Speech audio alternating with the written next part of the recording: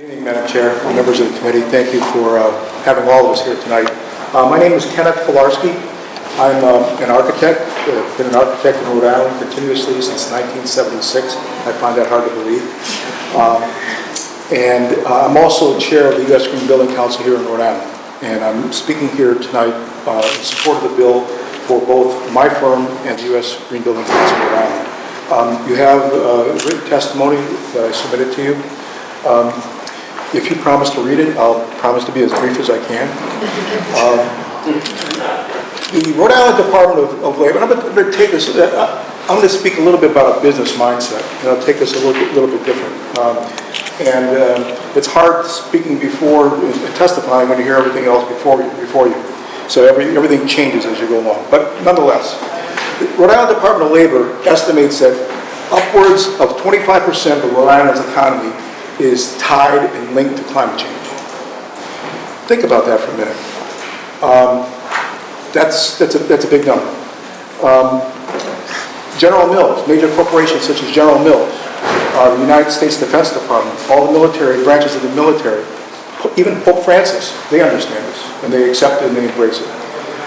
What needs to address climate change and the economy? I think we have to look at it as a business. Better energy solutions are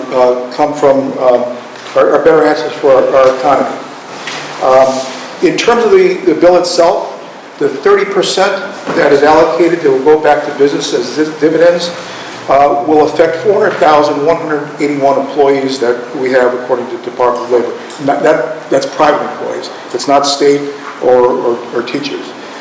$42 million will go back to the businesses at approximately $104 per full-time employee as dividends. As we all know, successful business people, they plan ahead and they plan for the allocation of resources. With the Energize Rhode Island Act, what we could do is we can start planning for the proper allocation of resources. And I'll go back, yes, this committee meeting is an exclamation point, and I think that was a very astute comment. And there are not necessarily two things in your bill and this bill going there. It's like different people moving at different speeds on a running track. They're all going in the same direction. NASCAR, left-hand turns.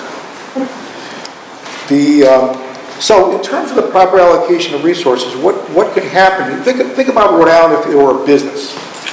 If you're a business and you're spending $3 billion to develop a product, but you're farming it out. That's what we're doing with fossil fuels. We're farming out the $3 billion cost or the cost of energy in our business to other people. What if we reallocated and rethought about that? So what this bill does is it exactly does that because it captures some of that back. You know, if you're in business, the more that you could do in-house, sometimes it's more efficient and you could deliver it at a lower cost because you're not paying overhead and transportation and whatnot. So if we think about this bill in the state of Rhode Island as a business in that fashion, it is a good business model. The other thing about this bill, and Janet Coyte's remark and Jerry Elmer's recitation is to be bold. I really believe that we need to do it. We have nothing to lose because of the trigger mechanism. Yes, it should be a regional issue because the New England economy, the Northeast economy is highly interlinked. But again, thinking as a business, if you wanted to get ahead of the game, the types of businesses that we want to keep here, the types of businesses that we want to attract here, the types of people who work or want to be around that place are the types of people and businesses that are attracted to this type of legislation. They're attracted to energy efficiency, renewables, bold action.